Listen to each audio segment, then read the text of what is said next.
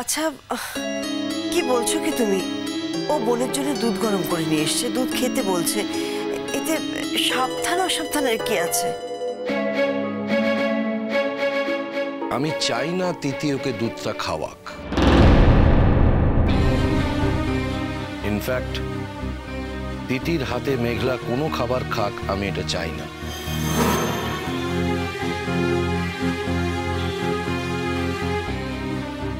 ভাবি, এই কথাটা তো তুমি নতুন শুনলে না মা?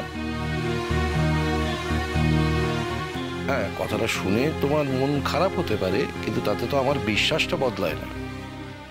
আমি তোমাকে বিশ্বাস করি না। ছি ছি ছি, এসব কি বলছো বলো তো তুমি?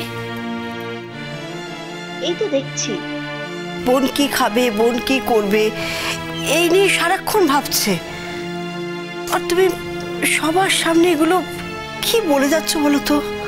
আমি যা বলি মন থেকে বলি, এবং আমি যেটা বলি সেটা বিশ্বাস করে বলি। এই বলায় আমার তো কোনো অপরাধ বোধ নেই। আর তাছাড়া তুমি এটা কি নতুন শুনছো নাকি? তোমার কাছে এটার কোনো অভিজ্ঞতা নেই?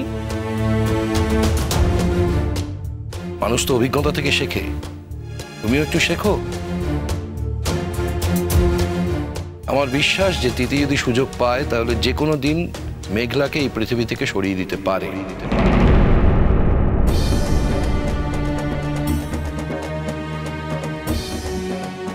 এবং তিথি ভেতর থেকে একটুও বদলায়নি।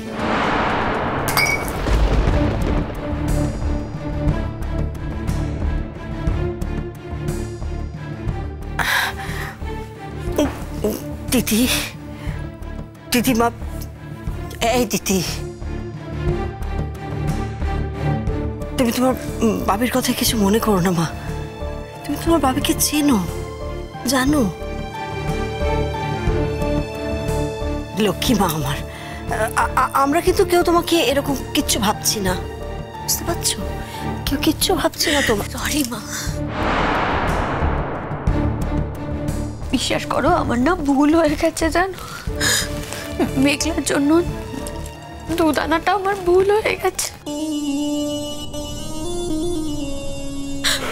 আমি বুঝতে পারিনি ভাবি এতটা রিয়াক্ট করবে। আমি আর কখনো ওর জন্য কোনো খাবার বানাবো না, কিচ্ছু বানাবো না, কিচ্ছু না। শুধু খাবার জিনিস নয়, তিথি মেঘলার ধারে কাছে থাকলে আমি খুব একটা স্বস্তি পাই না। এই কথাটা তুমি যে নতুন জানো তা তো নয়, তুমি জানো, কিন্তু মেনে নিতে পারছো না।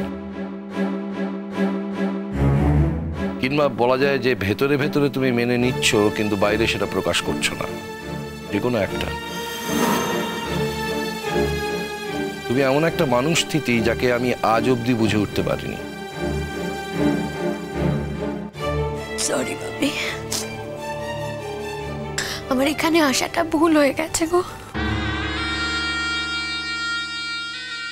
আর আসবো না।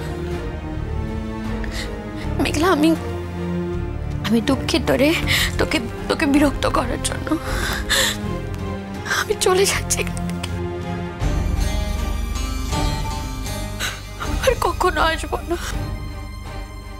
বাবার উপর রাগ করো না অদ্রিজা।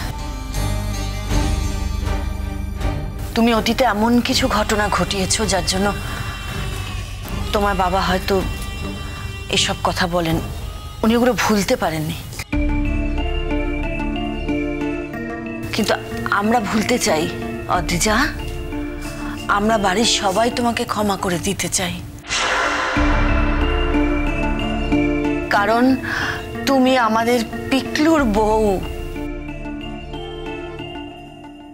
যাও যাও, রেডি হয়ে নাও, যাও।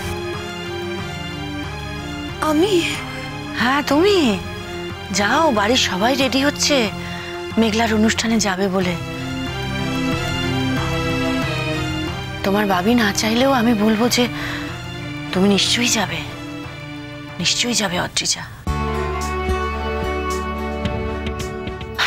মেঘলার জয়ের সাক্ষী থাকতে থাকতে হয়তো একদিন তোমার মনেও জয়ের ইচ্ছে জাগবে। তুমিও জিততে চাইবে, কিন্তু এই জেতাটা একেবারে অন্য জেতা, মনুষ্যত্বের সাথে জেতা। যাও যাও, রেডি হয়ে নাও।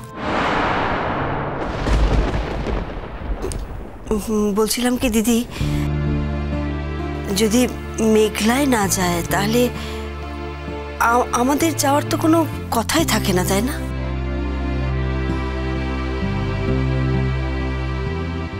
অবশ্যই যাবে মেঘলা দিদি, মেঘলাকে যেতেই হবে। আচ্ছা মেঘলা, আমার ছেলেটা বিনা দোষে লকআপে পড়ে আছে। আমার ছেলের মতন একটা সোজা পথে হাঁটা ছেলে, মেরুদণ্ড সোজা করে হাঁটা ছেলে,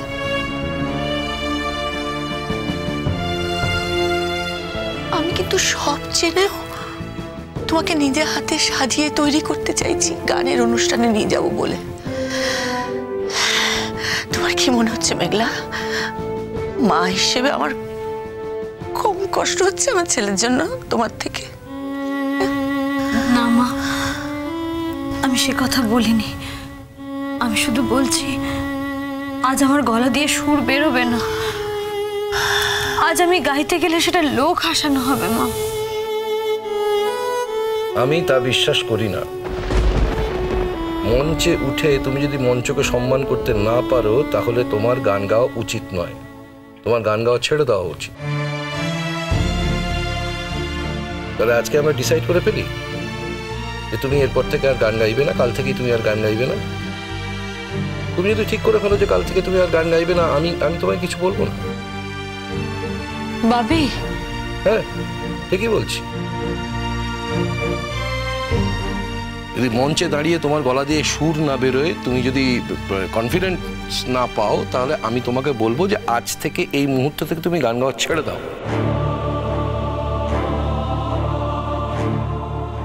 একজন অন্য প্রতিযোগী, যোগ্য প্রতিযোগী, তার রাস্তা আটকে দাঁড়িয়েও না, সেটা অধর্ম হবে। আর সেই অধর্মটা তো আমি তোমাকে করতে দিতে পারি না। তাহলে আজকেই ঠিক হয়ে যাক যে তুমি কাল থেকে গান গাইছো না গাইছো না। বাবি, বাবি এসব তুমি কি বলছো? শোনো মেঘলা, এই গান গাওয়াটা শুধুমাত্র সুখের অনুভূতির জন্য তো নয়, বা কোনো প্রতিযোগিতায় গিয়ে কোনো প্রতিযোগীকে হারাবার জন্য নয়। গানটা তোমার কাছে ধর্ম, এবং সেই ধর্মের কারণে তুমি যে কোনো মুহূর্তে যে কোনো অবস্থায় গান গাইতে প্রস্তুত থাকবে। আর সেটা যদি না করতে পারো সেটা তো অধর্ম হবে। সুখে দুঃখে সমস্ত সবকিছু অনুভূতির ঊর্ধ্বে উঠে তোমায় গান গাইতে হবে, সেটাই প্রকৃত সাধনার কাজ। তুমি যদি গলা দিয়ে স্বর বেরোচ্ছে না তুমি বলো, আমি কোনোদিন কোনো কিছু বলবো না। কিন্তু সেটা জানতে হলেও তো তোমাকে একবার মঞ্চে গিয়ে দাঁড়িয়ে গানটা শুরু করতে হবে। আর সেটা যদি করতেই হয় তাহলে তোমার হাতে 10 মিনিট আছে। আমি 10 মিনিটের জন্য বাইরে যাচ্ছি, তুমি তৈরি হয়ে নাও, আমি বাইরে অপেক্ষা করছি। বাবি, বলো।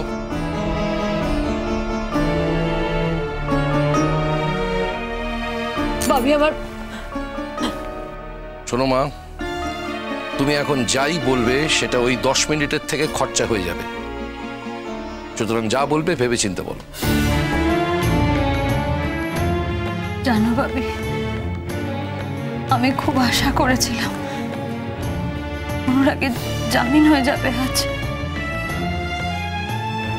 চেষ্টা চলছে মা। অনুরাগ ছাড়া পেলে আমরা সবাই খুশি হতাম। সবটা তো আমাদের হাতে নেই মা।